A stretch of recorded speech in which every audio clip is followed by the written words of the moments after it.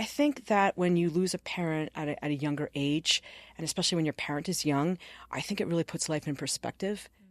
I was thinking about my career. I was 40 when my mom passed away, and I was just devastated. But that's always a critical age too, because you're just, once you hit 40, you start thinking about life in a different way.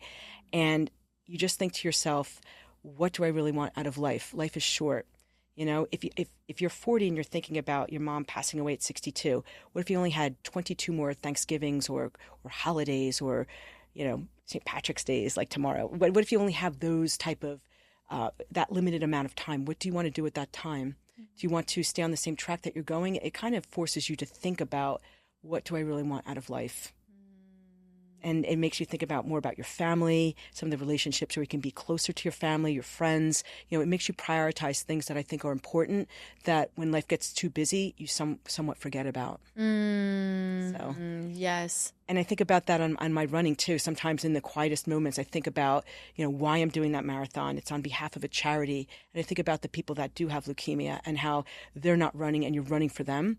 And I think you should be grateful, or I try to be grateful that I have the ability to do this. Even if I am the slowest runner, I'm definitely one of the more enthusiastic runners. But even if I'm slow or I'm not having my best day, it's still a better day. I'm still alive and I still have a chance to make a difference. And I think that's really important. It sounds so cliche, but it's when you're out there and you're with a group and you're doing it for a cause, it really is impactful, I think. Yeah, absolutely. And it brings to me the idea of thinking about others and how grateful, and you started the conversation with that, right? Like just how grateful we are to be here and able to even be in New York. And, how does gratitude play a part in your life? And how are you able to also like sustain that, in every day?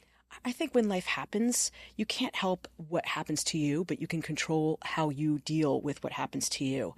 And I think that if you always think of positive thoughts, and if you do it every day, it's like you're watering your soul. If you let it build up and you don't give back and think about how grateful you are for things, it builds up and you're not releasing the bad toxins. But when you every day just release everything and just say, look, I'm grateful for this. Maybe I'm not happy in life about that, but look how it's helped me in other ways. Like just shift your mindset and just think about ways that you can be more mindful of your blessings and even bad times in your life. How has that turned around for you, and what have you learned from that? And what other positive experiences may have come from that? And if you just shift your mind a little bit and think more positively, you can control which direction you're going to go. You're not always going to have a great life. Bad things will happen to you, but how you control the outcome and how you think about things can really make you focused on the right path. This is so key because, I hear a lot of people talk about like thoughts and manifestation. And oftentimes it's like, I think what you said is key is like, life is not always sunshine and rainbows. No. There's a lot of challenges that come.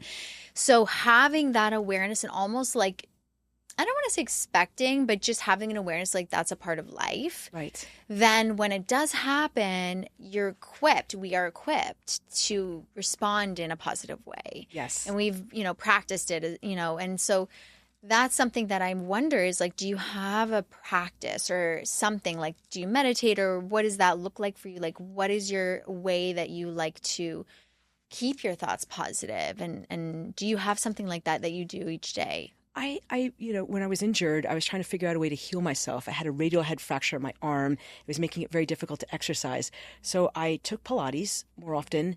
And then I thought to myself, I'm really enjoying what I'm learning. Maybe I can heal my arm. So I became a Pilates instructor. Wow. So with Equinox, and I trained with them, and I just became more mindful. And the whole exercise of Pilates, just the stretching and moving and the positive, affirmations, it really resonated with me. And I'm glad that I did that.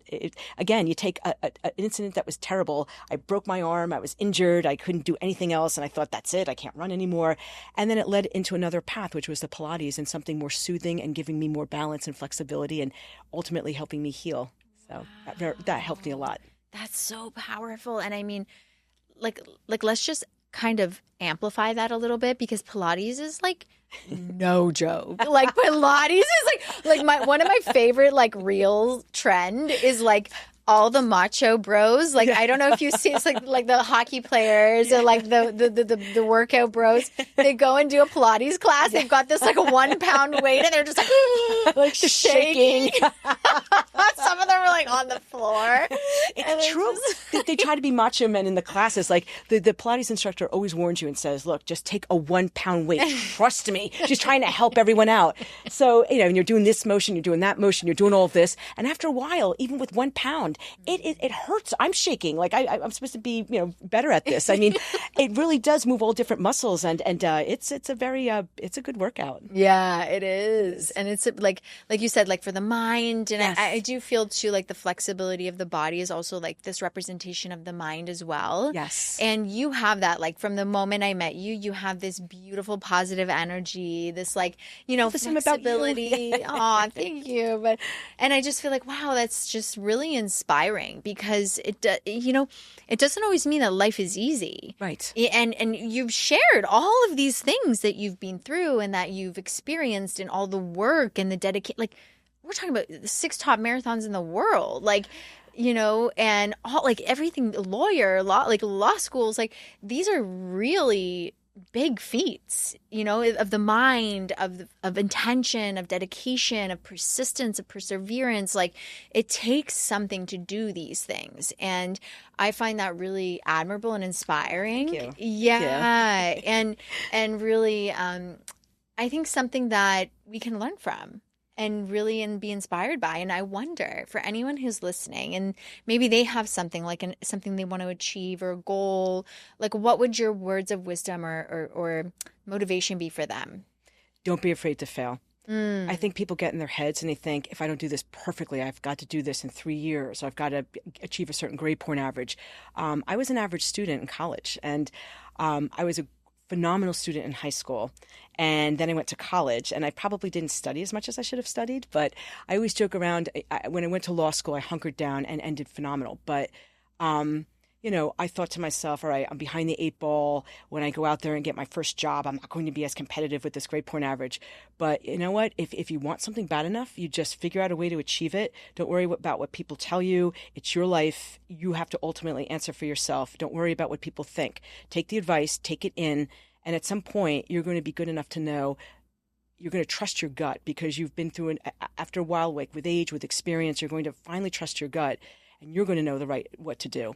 But the funny story about my college is that even though I didn't get the best grade point average, I ended up getting on the board of trustees of my college. Wow. So, I laugh because my father and my parents used to always tell me, like, why aren't you getting better grades? And in fairness, I worked all through college as well. I worked 40 hours a week to pay for college. So that kind of distracted me a bit from my studies. But I figured, people kept saying, if you don't get great grades, you'll never make it. And listen to people, take their advice, but at the same time, just know it's your life. And if you want something badly enough, you'll find a way. It doesn't matter if you go to an Ivy League school. It doesn't matter if you get your GED. It doesn't matter, if you put off college and take a gap year. It doesn't matter if you take extra time to finish college. Life, to bring back to running, is a marathon. You're competing against yourself. You're in your own head. And if you want something, do it. Don't live your life with regrets. You'll regret what you don't do. Do it. Do it with a strategy, and don't be reckless, but figure something out and figure out a plan and do your life. It's your life. And you'll thank yourself later if you follow through.